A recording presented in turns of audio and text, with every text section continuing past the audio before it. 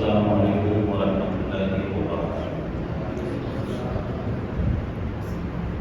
الحمد للہ رب العالمین والعاقبۃ للمتقین والصلاة والسلام علی سید المرسلین، اما بعد فاعوذ باللہ من الشیطان الرجیم، بسم اللہ الرحمن الرحیم۔ اتموا الحج والعمرة للہ، صدق اللہ مولانا العظیم وصدق رسول النبی الامی المتین المبین الکریم، ان اللہ وملائکتہ یصلون علی النبی یا ایھا الذین آمنوا صلوا علیہ وسلموا تسلیما۔ اللهم صل علی سیدنا مولانا محمد وعلى وسلم صلاۃ وسلام علیک یا رسول اللہ صلی اللہ تعالی علیہ وسلم۔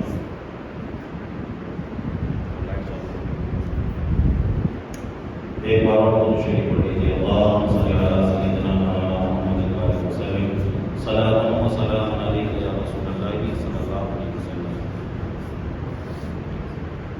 جو بیان ہمارا چل رہا تھا وہ حج کا بیان چل رہا ہے۔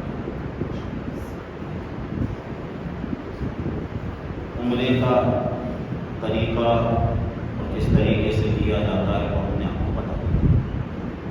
آج انشاءاللہ تعالیٰ کچھ باتیں حج کے حوالے سے آپ کے سامنے پیش کرنے کی کوشش کروں گا۔ حج جو لفظ ہے عربی زبان کا لفظ ہے، ہے اور جیم سے مل کر بنا ہے۔ حج کا مطلب ہوتا ہے قصد کرنا، ارادہ کرنا، اور اصطلاحی شرع میں مخصوص دنوں میں مخصوص جگہ پر مخصوص عبادت کرنے کا نام حج ہے۔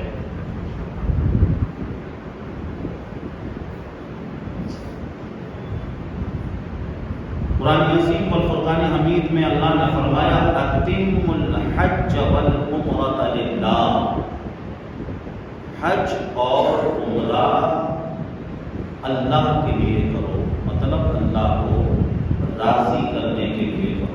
ہم حج کریں، عمرہ کریں، اللہ کو راضی کرنے کے لیے کریں۔ نہ صرف حج عمرہ بلکہ جو بھی نیک کام کریں وہ اللہ کو راضی کرنے کے لیے کریں۔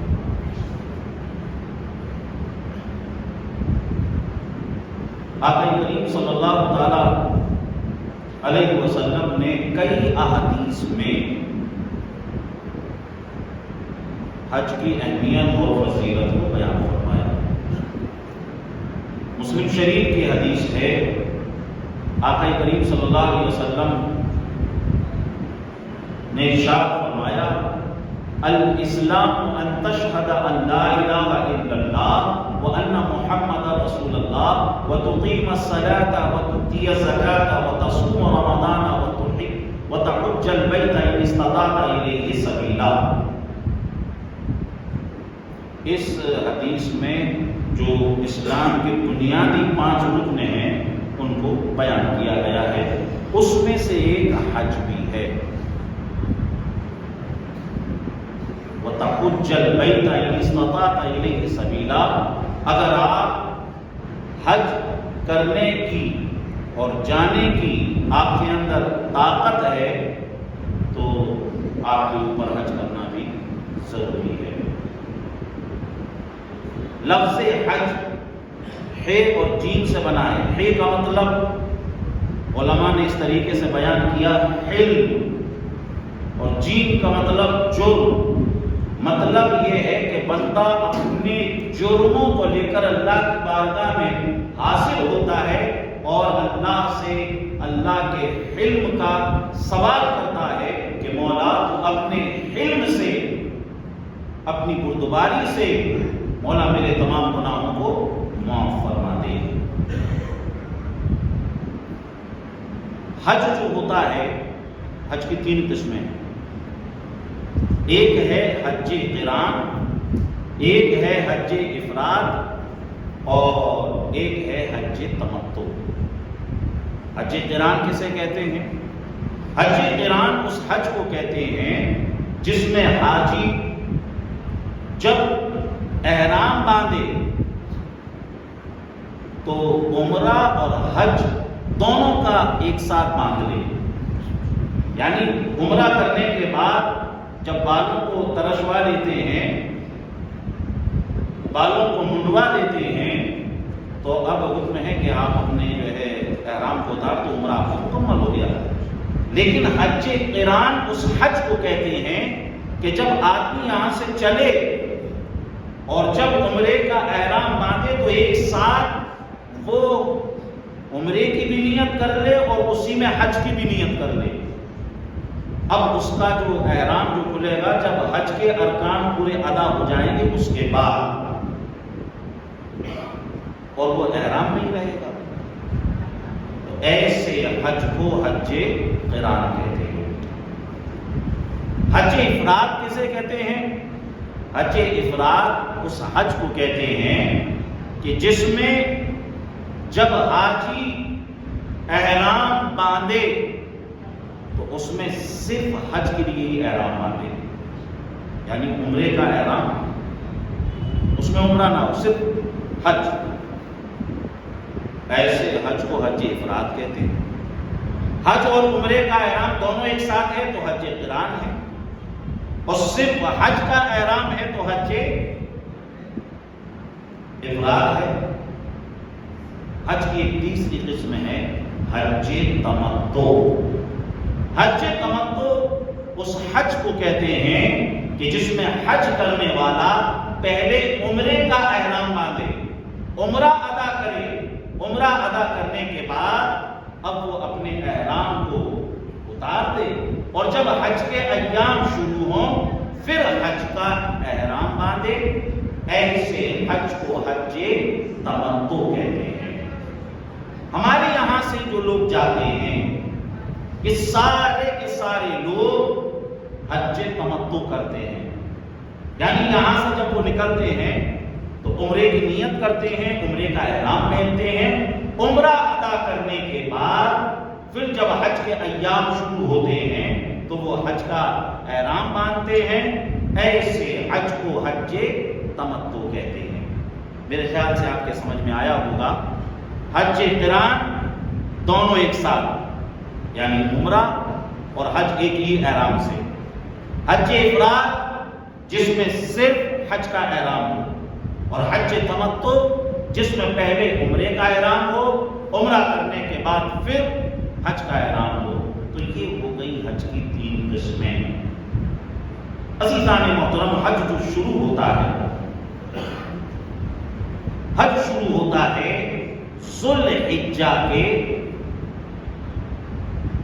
ذوالحجہ کے مہینے کی 8 تاریخ سے، بقرعید سے 2 دن پہلے. جتنے بھی حاجی مکہ شریف میں ہوتے ہیں ان کے جو معلمین ہوتے ہیں وہ سب کو جو ہے کہتے ہیں کہ اب منا کے لیے روانہ ہونا ہے.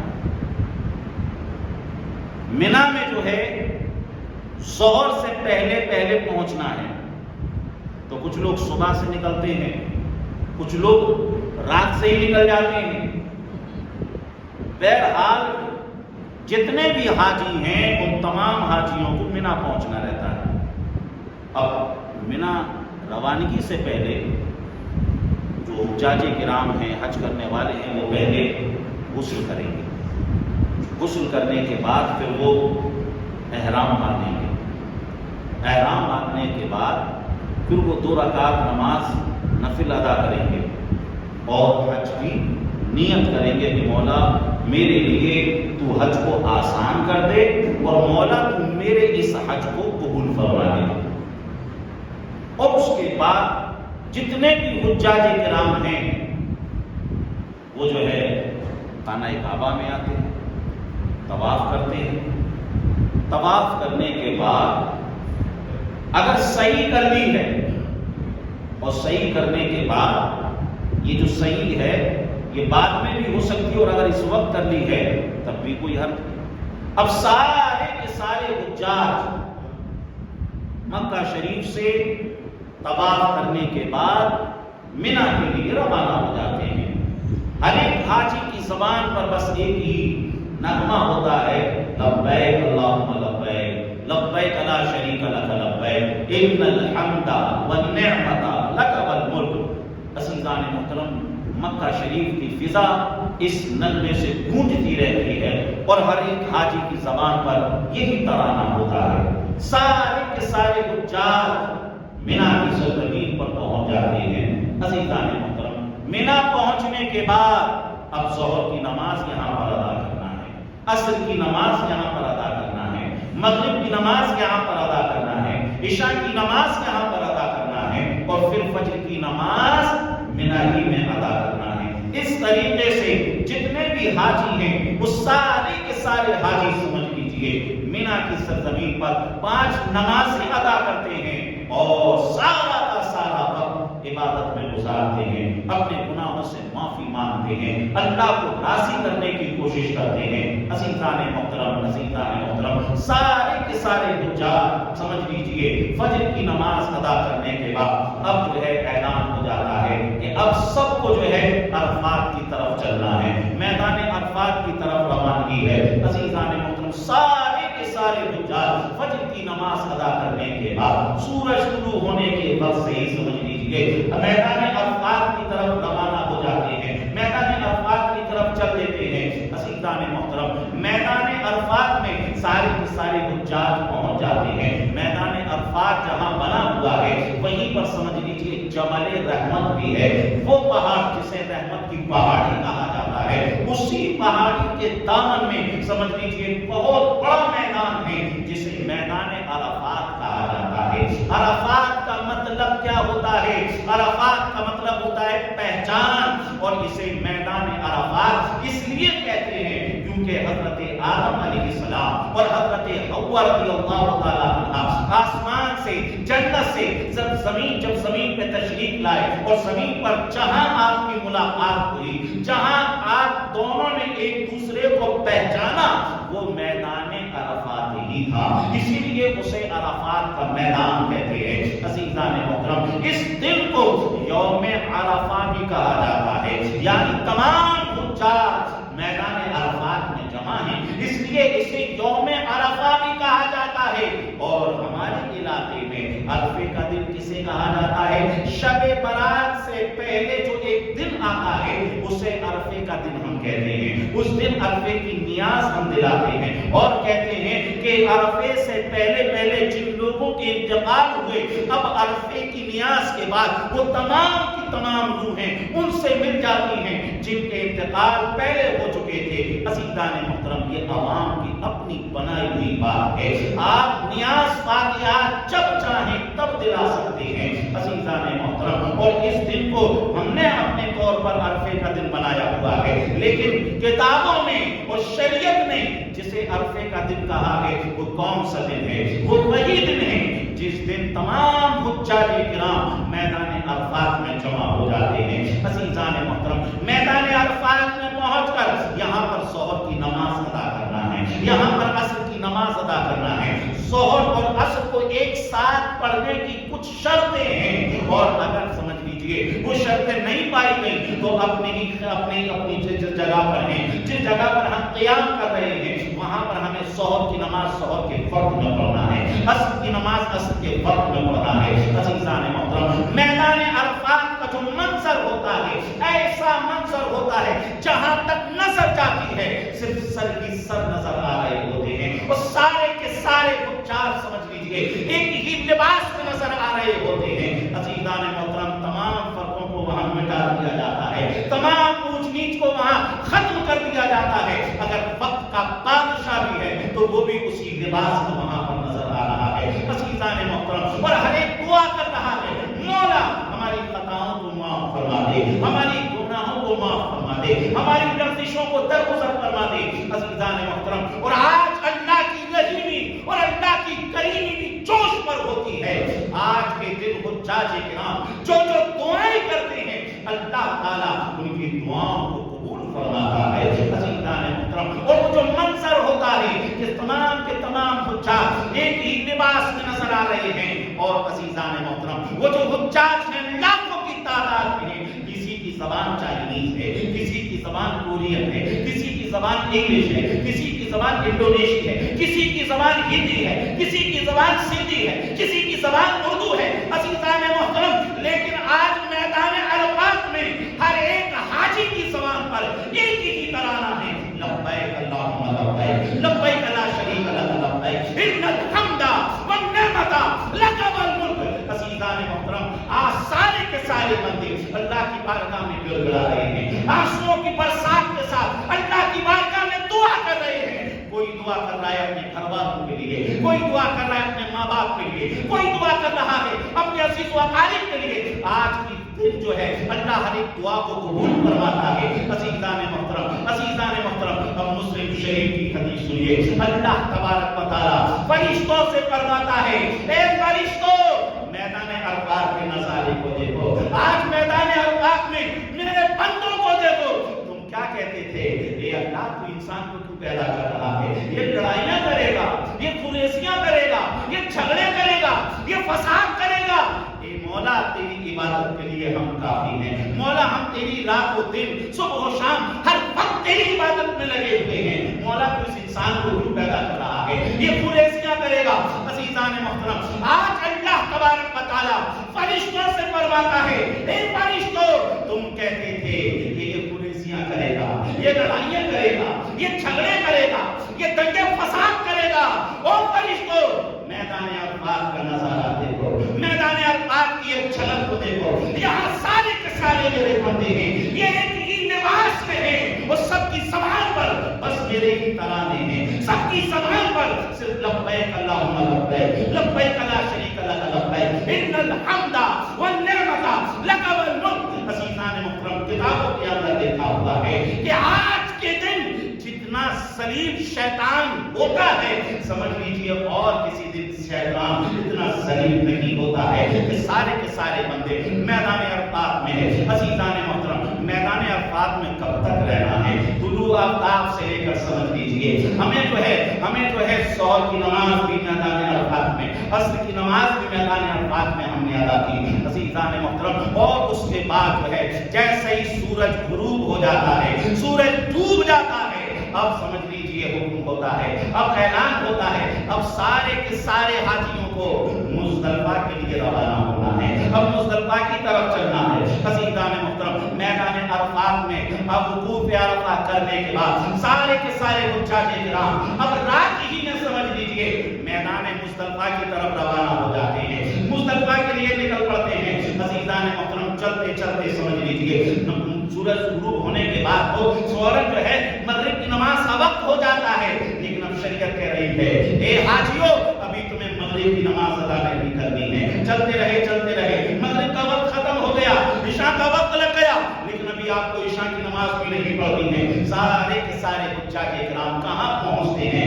میدان مزدلفہ میں پہنچتے ہیں۔ مزدلفہ پہنچنے کے بعد اب شریعت کہتی ہے اب تمہیں جو ہے پہلے کیا کرنا ہے، پہلے تمہیں جو ہے مغرب کی نماز ادا کرنا ہے، مغرب کی نماز ادا کرنے کے بعد فوراً تمہیں عشاء کی نماز ادا کرنا ہے۔ عزیزان محترم، مغرب کی نماز بھی ادا کر دی، عشاء کی نماز بھی ادا کر دی، اب کیا کرنا ہے؟ اب تمہیں جو ہے مزدلفہ کے میدان ہی میں رکنا ہے، اب یہاں پر بھی دعائیں کرنا ہے، یہاں پر بھی اللہ سے مانگنا ہے۔ عزیزان محترم، اور کتابوں کے اندر لکھا ہے، کیا لکھا ہے کہ میدان مزدلفہ کے اندر جو رات گزاری جاتی ہے، بعض روایتوں میں یہ ہے یہ رات شب قدر سے بھی زیادہ افضل ہے، یہ رات شب قدر سے بھی بڑھ کر ہے۔ عزیزان محترم، اس رات کی تمام کے تمام حجاج کرام اللہ کی بارگاہ میں دعائیں کرتے ہیں، اپنے گناہوں سے معافی مانگتے ہیں اور اللہ کی بارگاہ میں توبہ کرتے ہیں۔ آقا کریم صلی اللہ علیہ وسلم نے ارشاد فرمایا، کیا فرمایا؟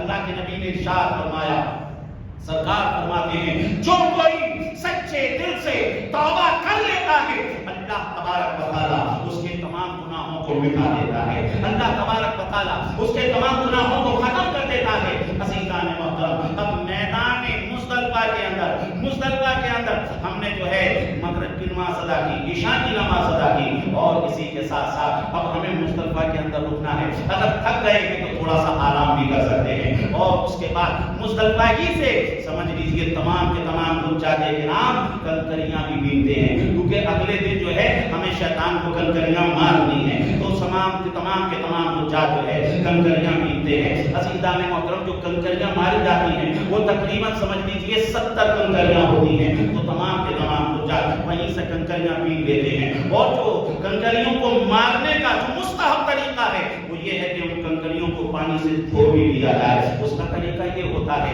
وہ جو پانی کی بسلری کی بوتل ہوتی ہے اس بوتل کے اندر ان کنکریوں کو ڈال دیا جائے اور پانی اس کے اندر ڈال دیا جائے، تھوڑا سا ہلا دیا جائے، اس پانی کو پھینک دیا جائے۔ اس طریقے سے سمجھ لیجیے ہماری کنکریاں بھی دھو گئی۔ ہم نے جو حج شروع کیا تھا 8 تاریخ سے شروع کیا تھا، 8 تاریخ کو ہم مینا میں تھے اور 9 تاریخ کو ہم کہاں پہنچے؟ 9 تاریخ کو ہم میدان عرفات میں پہنچے اور اس کے بعد جو ہے سمجھ لیجیے 9 کا دن گزار کر ہم مزدلفہ میں پہنچ گئے۔ اب آنے والا جو دن ہے نا یہ 10 تاریخ کا دن ہے۔ پوری دنیا کے اندر اسی دن جو ہے 10 تاریخ کو عید منائی جاتی ہے۔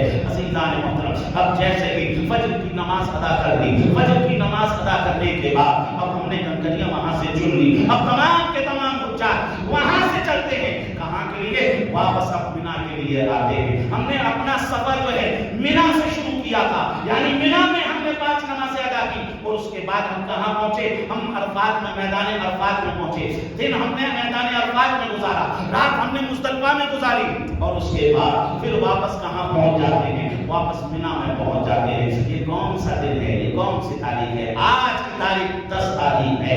آج کی تاریخ وہ ہے جسے ہم عید کا دن کہتے ہیں۔ عزیزان محترم لیکن تمام کے تمام حجاج کرام اب کیا کرتے ہیں؟ آج ان کے 3 کام ہیں۔ پہلا کام یہ ہے کہ تمام کے تمام حجاج جو ہے سمجھ لیجیے جمرات العقبہ پر پہنچتے ہیں، بڑے شیطان کے پاس پہنچتے ہیں اور بڑے شیطان کو 7 کنکریاں مارتے ہیں۔ عزیزان محترم آج اگر آپ جو ہے سفر حج کو دیکھیں گے تو آپ کو اس میں صرف عاشقی ہی عاشقی نظر آئے گی، اس میں آپ کو صرف دیوانگی ہی دیوانگی نظر آئے گی۔ میں پوچھنا چاہتا ہوں وہاں کوئی شیطان نظر آتا ہے کیا وہاں پر کوئی شیطان ہے؟ شیطان نہیں، لیکن پھر بھی کنکریاں مار رہے ہیں اسے۔ کوئی تو سمجھ لیجیے جوتے مار رہا ہے، کوئی کیا مار رہا ہے، کوئی کیا مار رہا ہے، لیکن شریعت کا جو حکم ہے وہ کنکری مار دیتا ہے، کنکری ہی ماری جائے۔ عزیزان محترم شیطان کو کیا وہ کنکری لگ رہی ہے؟ شیطان کو کیا اس کنکری سے اثر ہو رہا ہے؟ میں پوچھنا چاہتا ہوں جو لوگ اگر ایسا سوچتے ہیں تو میں ان کو ایک مثال کے ذریعے سمجھانا چاہتا ہوں۔ آپ نے دیکھا ہوگا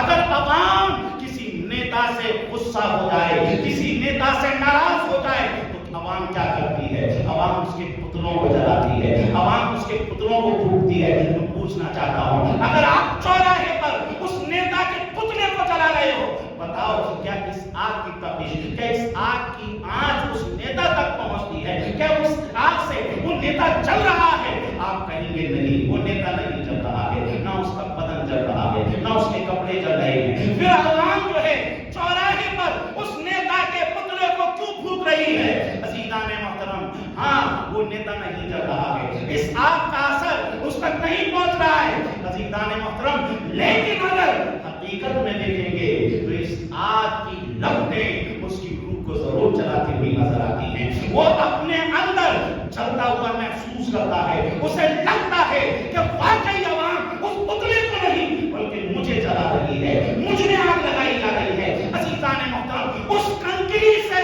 کسی کو احساس ہو نہ ہو لیکن وہ کنکری جب اس شیطان پر پڑتی ہے، اس تیر پر پڑتی ہے، عزیزان محترم وہ کنکری شیطان کے لیے کسی ایٹم بم سے کم نہیں ہوا کرتی ہے۔ ایٹم بم کی طرح سمجھ لیجیے وہ کنکری شیطان پر لگتی ہے اور شیطان جو ہے اس کنکری سے جلتا ہوا نظر آتا ہے، شیطان اس کنکری سے سمجھ لیجیے تکلیف محسوس کرتا ہوا نظر آتا ہے۔ عزیزان محترم ہم نے مینا میں پہلا کام کیا کیا؟ 10 تاریخ کو پہلا کام ہم نے یہ کیا، ہم نے بڑے شیطان کو 7 کنکریاں مار دی۔ 7 کنکریاں مارنے کے بعد عزیزان محترم اس میں جو وقت ہے وہ وقت مستحب تو یہی ہے کہ آپ جو ہے طلوع آفتاب کے بعد زوال سے پہلے کنکریاں مار لیں، لیکن یہ کنکری مارنے کا اتنا ایسا وقت ہوتا ہے کہ حادثات سمجھ لیجئے اسی وقت رونما ہوتے ہیں، کیونکہ ساری کی ساری بھیڑ ہوتی ہے اور شیطان کو کنکریاں مار رہی ہوتی ہے،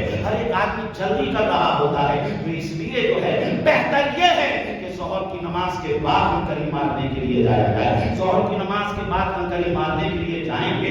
مستحب تو یہ ہے کہ ظہر سے پہلے ہی مار دی جائے, لیکن ظہر سے پہلے بھی مار سکتے ہیں. اور ظہر کے بعد جب کنکری ماریں گے تو اس میں آسانی ہوتی ہے, اس میں سمجھ لیجیے رش ختم ہو جاتا ہے اور آدمی آسانی کے ساتھ کنکریاں مار دیتا ہے. اور اگر ہمارے ساتھ کوئی ضعیف ہے, کوئی اتنا کمزور ہے, اتنا کمزور ہے کہ وہ کنکری نہیں مار سکتا ہے, تو وہ اپنا وکیل اپنے ساتھی کو بنا دے, اور اس کا ساتھی اس کی طرف سے اگر 7 کنکریاں مار دے گا تو وہ سمجھ لیجیے اس کی طرف سے مار دی جائیں گی. عزیزان محترم, ہم نے پہلے 10 تاریخ کو کیا کیا؟ سب سے پہلے مینا میں پہنچ گئے, ہم نے 7 کنکریاں مار دی. وہ 7 کنکریاں مارنے کے بعد اگلا کام کیا ہے؟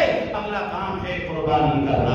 عزیزان محترم, یہ جو قربانی ہے نا, یہ قربانی حج کی قربانی ہے. یہ جو قربانی ویسے جو فرض ہوتی ہے والی قربانی نہیں جو ہم اپنے وطن میں کرتے ہیں. عزیزان محترم, یہ حج کی قربانی الگ ہے. آپ میں اللہ کو راضی کرنے کے لیے قربانی کرتا ہوا نظر آ رہا ہے اور یہ سہن دے رہا ہے, اِنَّ صَلَاتِي وَنُسُكِي وَمَحْيَايَ وَمَمَاتِي لِلَّهِ رَبِّ الْعَالَمِينَ. مولا میرا حج تیرے لیے ہے, مولا میری عبادت تیرے لیے ہے, مولا میری ریاست تیرے لیے ہے, مولا میری نماز تیرے لیے ہے, مولا میں جو کچھ کام کر رہا ہوں وہ سب تیرے لیے ہے. اے مولا میرا تو جینا بھی تیرے لیے ہے, اور مولا میرا تو مرنا بھی تیرے لیے ہے. اور اسی کے ساتھ اللہ نے قرآن میں فرمایا لَن يَنَالَ اللَّهَ لُحُومُهَا وَلَا دِمَاؤُهَا وَلَكِنْ يَنَالُهُ التَّقْوَىٰ مِنكُمْ. نہ تو تمہاری قربانی اللہ کو پہنچ رہی ہے, نہ تمہاری قربانی کا گوشت اللہ کو پہنچ رہا ہے, نہ تمہاری قربانی کا خون اللہ کو پہنچ رہا ہے. اللہ کے پاس کیا پہنچتا ہے؟ اللہ کے پاس سمجھ لیجیے تمہارا تقویٰ پہنچتا ہے. اللہ کے پاس جو تمہاری نیک نیت ہے وہ اللہ کے پاس پہنچتی ہے. تو اللہ کو راضی کرنے کے لیے ہمیں قربانی کرنا ہے. اور قربانی کرنے کے بعد جب جانور پر چیڑی چل جاتی ہے, اب وہ جانور نہ تو آنکھ سے دیکھ سکتا ہے, نہ ناک سے سن سکتا ہے, نہ وہ اپنے ہاتھوں کو چلا سکتا ہے, نہ وہ اپنے پیروں کو چلا سکتا ہے. عزیزان محترم, یہاں سے یہ سہن دیا گیا, اے حج کرنے والے, اے قربانی کرنے والے, جس طریقے سے چھری چلنے کے بعد اب نہ تو یہ آنکھوں سے دیکھ سکتا ہے, نہ ہاتھوں سے کچھ پکڑ سکتا ہے, نہ پیروں سے چل سکتا ہے, نہ اپنی سانس چلا سکتا ہے, یہاں سے یہ ذہن دیا گیا, اے بندے اب تیرا حال بھی ایسا ہو, تیرے ہاتھ تو ہوں مگر اللہ کی مرضی کے خلاف تیرے ہاتھ نہ اٹھیں, تیرے قدم تو ہوں لیکن اللہ کی مرضی کے خلاف تیرے قدم نہ چلیں, تیرے دماغ تو ہو لیکن اللہ کی مرضی کے خلاف تیرا دماغ نہ کام کرے, تیری آنکھیں تو ہوں مگر اللہ کی مرضی کے خلاف تیری آنکھیں نہ دیکھیں, تیرے کان تو ہوں لیکن وہی سنیں جس کا سننے کا حکم اللہ رسول نے دیا ہے. عزیزان محترم, ہم نے جو ہے مینا پہنچ کر کیا کیا؟ پہلے کنکریاں مار لی اور اس کے بعد قربانی کر لی. قربانی کرنے کے بعد اب تیسرا کام کیا ہے؟ تیسرا کام یہ ہے اپنے بالوں کو اتروا لیا جائے, اپنے بالوں کو صاف کر دیا جائے, بال صاف ہو جائے. عزیزان محترم, اور اس کے بعد جو ہے سمجھ لیجیے اب جو ہے ہمیں مینا ہی میں رہنا ہے. یہ 3 جو کام ہے نا, پہلے کنکری مارنا اور اس کے بعد قربانی کرنا اور اس کے بعد بالوں کو صاف کروانا, یہ میں ترتیب ضروری ہے. آگے پیچھے نہیں کر سکتے ہیں کہ پہلے قربانی کر لیں یا پہلے بالوں کو ترشوا لیں, نہیں, پہلے آپ کو بڑے شیطان کو 7 کنکریاں مارنی ہوں گی اور اس کے بعد قربانی کرنا ہوگی اور اس کے بعد بالوں کو ترشوانا ہوگا. عزیزان محترم, بال اتر جاتے ہیں, سمجھ لیجیے کافی احرام کی پابندیوں سے حاجی جو ہے باہر آ جاتا ہے. اور اس کے بعد اب کیا کرنا ہے؟ اب حاجی کو واپس مکہ شریف آنا ہے. مکہ شریف پہنچتے پہنچتے سمجھ لیجیے شام ہو جائے گی, کیونکہ کنکری بھی مارنا تھی, قربانی بھی کرنا تھی, شام ہو گئی. اب یہاں پر آ کر ہمیں کیا کرنا ہے؟ طواف زیارہ کرنا ہے. طواف زیارت جسے کہتے ہیں, جو کہ حج کا بڑا اہم رکن ہے. ہم نے طواف زیارت بھی کر لیا, اور اگر ہم نے شروع میں صحیح کر لی تھی تو اب صحیح کی حاجت نہیں. اور اگر شروع میں جب حج شروع کیا تھا طواف کرنے کے بعد, طواف نفل کرنے کے بعد, ہم نے جو طواف کرنے کے بعد اگر ہم نے صحیح نہیں کی تھی تو ابھی صحیح بھی ضروری ہے, صحیح بھی کرنی. اور اس کے بعد پھر ہمیں کیا کرنا ہے؟ واپس سمجھ لیجیے ہم مینا کی سرزمین پر پہنچ جائیں گے. اب یہ سارے کام کرتے کرتے رات ہو جائے گی, نہ پہنچتے پہنچتے اب رات میں کچھ آرام کر دیجیے. جب فجر کی نماز کا وقت ہو تو پھر فجر کی نماز کو ادا کیجیے. اب یہ کون سا دن آ گیا؟ یہ 11واں دن آ گیا, یعنی باسی عید کا دن جسے ہم کہتے ہیں. اب 11ویں دن آپ کو کیا کرنا ہے؟ 11ویں دن آپ آپ کو صرف 3 کام کرنا ہے۔ پہلا کام یہ چھوٹے شیطان کو 7 کنکریاں مارنا، پھر اس کے بعد منجلے شیطان کو 7 کنکریاں مارنا، اور اس کے بعد بڑے شیطان کو 7 کنکریاں مارنا۔ 11 کے دن کنکریاں مارنا ہے۔ 12 کے دن کیا کرنا ہے؟ 12 کے دن بھی ہمیں 7 کنکریاں تینوں شیطانوں کو مارنا ہے۔ اور 12 کے دن سمجھ لیجئے اگر ہم سورج ڈوبنے سے پہلے اس کام کو کر فارغ ہو گئے اور ہم نے مینا کو چھوڑ دیا تو سمجھ لیجئے ہمارا حج مکمل ہو گیا، ہمارا حج کمپلیٹ ہو گیا۔ اور اگر ہمیں سمجھ لیجئے سورج مینا ہی میں غروب ہو گیا تو اب ایک رات اور مینا میں رکیے، اور 13ویں کا دن بھی سمجھ لیجئے ہمیں 3 کنکریاں، وہ 7 کنکریاں ہمیں تینوں شیطانوں کو مارنا ہے، اور اس کے بعد جو ہے ہم نے اپنے ہوٹل پر پہنچنا ہے۔ اس طریقے سے سمجھ لیجئے ہمارا حج مکمل ہو گیا، ہمارا حج کمپلیٹ ہو گیا۔ اب اس کے بعد کیا ہوتا ہے؟ اب سارے کے سارے حاجی مدینے کے لیے روانہ ہوتے ہیں، اور مدینے کی سرزمین کیسی سرزمین؟ اعلیٰ حضرت نے کہا حاجیو آؤ شہنشاہ کا روضہ دیکھو، حاجیو آؤ شہنشاہ کا روضہ دیکھو۔ ارے کعبہ تو دیکھ چکے، کعبے کا کعبہ دیکھو، ہوتے کہاں خلیل و بنا، کعبہ و بنا، دولت والے صاحبی سب تیرے گھر کی ہے، دولت والے صاحبی سب تیرے گھر کی ہے۔ عزیزان محترم، سارے کے سارے حجاج کرام اب کہاں جا رہے ہیں؟ اب مدینہ طیبہ کے لیے جا رہے ہیں۔ عزیزان محترم، وہ جو رات آتی ہے نا، جس رات کے بعد اگلے دن مدینہ شریف پہنچنے والے ہوتے ہیں یا روزہ رسول کی زیارت ہونے والی ہوتی ہے، عزیزان محترم وہ رات ایک عجیب کیفیتوں بھری رات ہوتی ہے۔ ہر ایک کو یہی لگتا ہے کب مدینہ پہنچے اور کب سنہرے گنبد کو، کب سنہری جالیوں کا نظارہ کریں، کب گنبد خضرا کا نظارہ کریں۔ عزیزان محترم، لیکن اب جو ہے نا مدینہ پہنچنے کے بعد اب ہمیں سارا کے سارے کام بڑے اٹینشن کے ساتھ کرنا ہے۔ اب کسی طریقے سے بے ادبی نہ ہو جائے، اب کسی طریقے سے کہیں خلاف شرع کوئی کام نہ ہو جائے۔ کہتے ہیں نا سنبھل کر پاؤں رکھنا حاجیو شہر مدینہ میں، سنبھل کر پاؤں رکھنا حاجیو شہر مدینہ میں، کہیں ایسا نہ ہو سارا سفر بیکار ہو جائے۔ اور اعلیٰ حضرت کہتے ہیں حرم کی زمین اور قدم رکھ کے چلنا، حرم کی زمین اور قدم رکھ کے چلنا۔ اے سر کا موقع ہے ہو جانے والے، اے جانے والے، اے مدینہ جانے والے، مدینے کی زمین وہ ہے یہاں قدموں سے نہیں بلکہ یہاں تو سر کے بل چلنے کی ضرورت ہے، یہاں تو ادب کا خیال کرنے کی ضرورت ہے۔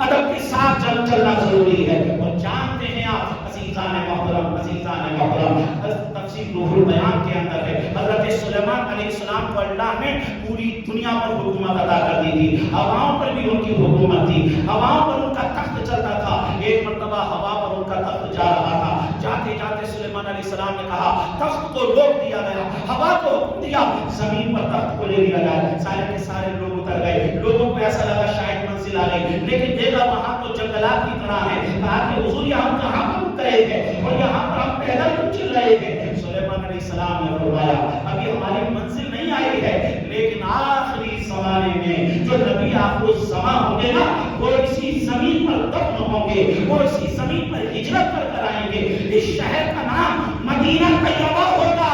میں اس لیے اس کا ادب کر رہا ہوں، میں اس لیے اس کا احترام کر رہا ہوں۔ پتہ کیا چلا، معلوم کیا ہوا، ابھی ہزاروں سال آنے میں سرکار کا وقت ہے اور سرکار وہاں موجود بھی نہیں، اس کے باوجود سلیمان علیہ السلام مدینہ کا ایسا ادب کر رہے ہیں، مدینہ کا ایسا احترام کر رہے ہیں۔ اور امام مالک کی شان، اللہ اکبر، آپ چل رہے تھے مدینہ کا ایک کانٹا لگ گیا۔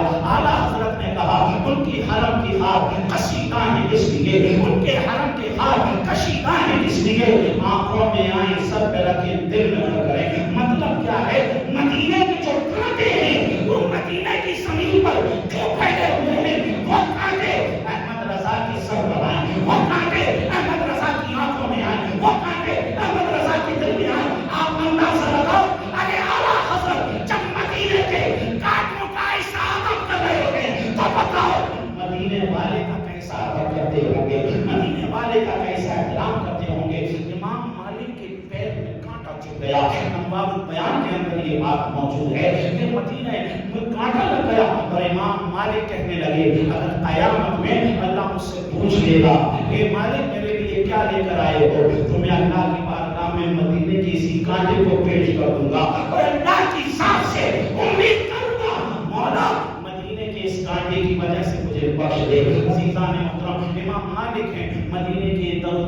سے لگ رہے ہیں، ان سے چمٹ رہے ہیں اور ان کو چوم رہے ہیں۔ کسی نے کہا مالک ان کو کیوں چوم رہے ہو؟ کہا کہ اس لیے چوم رہا ہوں کہ ایک دور ایسا گزرا ہوگا کہ سرکار یہاں سے گزرے ہوں گے اور سرکار نے اپنی نورانی نظروں کو ان دروں دیوار پر ڈالا ہوگا، اس لیے چوم رہا ہوں، اس لیے ان کا ادب کر رہا ہوں، اس لیے ان کا احترام کر رہا ہوں۔ کہنے والے نے کہا مالک جب سرکار چلتے تھے نظریں نیچے ہوتی تھی، سرکار نے ان دروں دیوار کو دیکھا ہی نہیں ہوگا، پھر تمہارا چومنا بھیجا ہے، تمہارے چومنے سے کوئی فائدہ نہیں ہوگا۔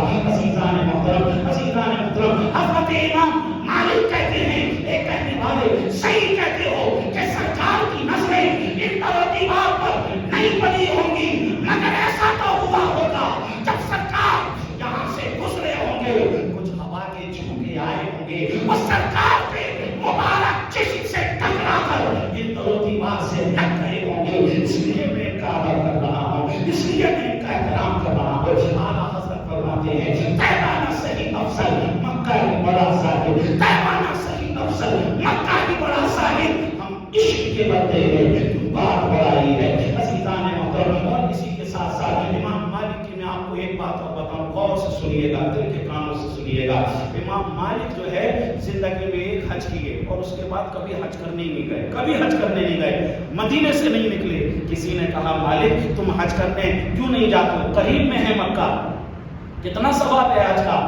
امام مالک کہتے ہیں کہ مجھ پر جو چیز فرض تھی میں نے ادا کر دی، لیکن اب مدینے سے میں اس لیے نہیں نکلتا ہوں کہیں ایسا نہ ہو کہ میں مدینے سے نکلوں اور میری روح قبض ہو جائے۔ میں چاہتا ہوں کہ جب میری موت آئے تو مدینہ الرسول میں آئے، مٹی نہ ہو برباد بس مرگ الہی، مٹی نہ ہو برباد بس مرگ الہی، جب خاک اڑے میری مدینے کی ہوا پر، جب خاک اڑے میری مدینے کی ہوا۔ اس لیے میں نے حج نہیں کیا۔ کہنے والے نے کہہ دیا مالک تم نے اپنی محبت میں کوئی کسر نہیں چھوڑی۔ مالک یہ تو بتاؤ تم تو سرکار سے اتنی محبت کر رہے ہو، کیا اس محبت کا رسپانس بارگاہ مصطفیٰ سے بھی آیا؟ کیا تمہاری محبت کی وہاں کچھ قدر ہے، کچھ ویلو ہے؟ عزیزان محترم، امام جلال الدین سیوطی نے تنویر الحوادث کے اندر اس روایت کو نقل کیا کہ امام جلال الدین نے کیا نقل کیا؟ امام مالک کہتے ہیں کہنے والے تم کہتے ہو سرکار کی بارگاہ سے اس محبت کا کوئی رسپانس آیا کہ نہیں آیا؟ سرکار کی بارگاہ میں اس محبت کی کچھ قدر ہے یا نہیں؟ امام مالک کہتے ہیں اے سوال کرنے والے، سو مانت لیلن الا رأیت النبی صلی اللہ علیہ وسلم فی حجری، اے کہنے والے سن، میں اپنی زندگی میں کوئی رات ایسی نہ سویا کہ میں سویا ہوں اور مدینہ والے نے آ کر خواب میں چمکنا دکھایا ہو۔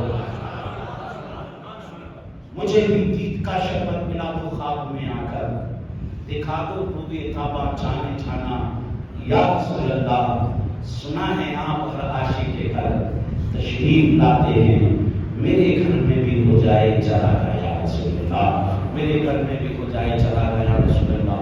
حضور فرماتے ہیں من زار قبری وجبت له شفاعتی، جس نے میری قبر کی زیارت کی اس پر میری شفاعت واجب ہے۔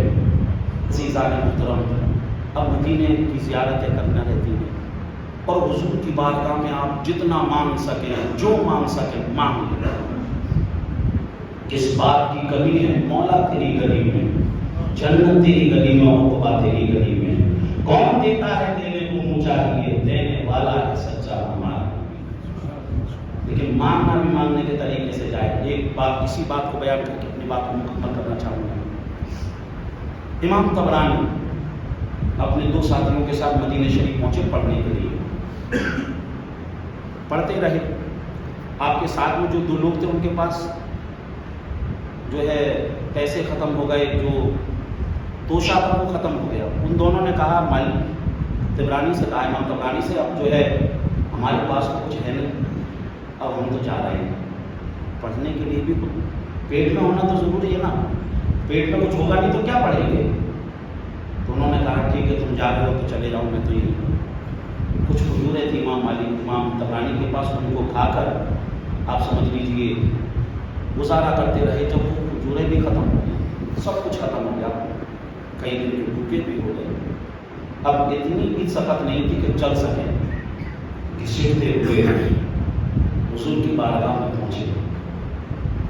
نبی کریم صلی اللہ علیہ وسلم کی قبر پر پہنچ کر کہتے ہیں یا رسول اللہ، آپ تو جانتے ہیں سرکار میں یہاں جو آیا وہ پڑھنے کے لیے آیا، سرکار میں آپ کا مہمان ہوں، میں نے سرکار کتنے دن ہو گئے کہ میں نے پیٹ بھر کے کھایا ہی نہیں، سرکار میں آپ کا جب مہمان ہوں، دنیا میں ہم میں کوئی کسی کے وہاں چلا جاتا ہے تو اپنے مہمان کو بھوکا نہیں لگتا ہے۔ عزیزان محترم اسی طریقے سے التجا کر رہے تھے، کچھ ہی دیر گزری تھی کہ ایک آدمی مسجد نبوی میں کہنے لگا من ہوا تبرانی، تبرانی کون ہے؟ انہوں نے کہا میں ہوں۔ وہ آئے اور انہوں نے کچھ روٹیاں تھیں، سالن تھا، وہ رکھ دیا، کہا کہ یہ آپ کے لیے، کہا کہ آپ یہ کیسے لے کر آئے؟ کہا کہ میں مسجد نبوی کا پڑوسی ہوں، ابھی میں قیلولہ کر کے سویا تھا، سرکار میرے خواب میں آئے اور کہا تم خواب میں سو رہے ہو، میرا ایک مہمان کئی روز سے مسجد نبوی میں بھوکا ہے اور علم حاصل کر رہا ہے، جاؤ اسے کھلاؤ، تو یہ میں لے کر آیا۔ امام طبرانی کئی روز سے بھوکے تھے لیکن کھانے کی طرف توجہ نہیں گئی، بلکہ پھر امام طبرانی نے سرکار کی بارگاہ میں سلام پیش کرتے ہوئے کہا عزیزان محترم جو بھی الفاظ رہے وہ مفہوم یہی ہوگا، واللہ رسول لیں گے فریاد کو پہنچیں گے، واللہ رسول لیں گے فریاد کو پہنچیں گے، اتنا تو ہو کوئی جو آہ کرے دل سے، فریاد امتی جو کرے حال سال میں، ممکن نہیں کہ خیر بشر کو خبر نہ ہو۔ عزیزان محترم سرکار صلی اللہ علیہ وسلم کو اللہ تعالیٰ نے تمام نعمتیں دے کر مبعوث فرمایا، تمام چیزوں کے مالک کو مختار ہے سرکار، اس لیے دعا کرتے رہیں کہ اللہ ہمیں مرنے سے پہلے مدینہ شریف امت کا شریف کی حاضری عطا فرمائے۔ اور آج تک آپ نے کسی کو نہیں سنا ہوگا، میں نے بھی نہیں سنا کہ کوئی یہ کہے یار حج کرنے کے بعد میں برباد ہو گیا، ساری کی ساری پونجی اسی میں لگ گئی، کنگال ہو گیا، نہیں سنا ہوگا، کیونکہ اللہ حج کی برکت سے مال میں اور برکت عطا فرماتا ہے، عمرے کی برکت سے اللہ مال میں اور برکت عطا فرماتا ہے۔ دل میں لگائے رہے، اگر فرض ہو گیا ہے حج تو یہ نہ سوچے کہ بیٹی کی شادی کرنا ہے، یہ کرنا ہے، یہ تو جھمیلے لگے رہیں گے، یہ ضرورت ہے، دنیا کے کام جو ہے ختم نہیں ہوں گے، اگر حج فرض ہو گیا ہے تو اس کو کریں۔ بہرحال مولا تبارک و تعالیٰ جن لوگوں نے بھی حج کیا انہیں ان کے حج کا درجہ عطا فرمائے، جو حضرات سنت نہ پڑے وہ سنت پڑھنے۔ السلام علیکم۔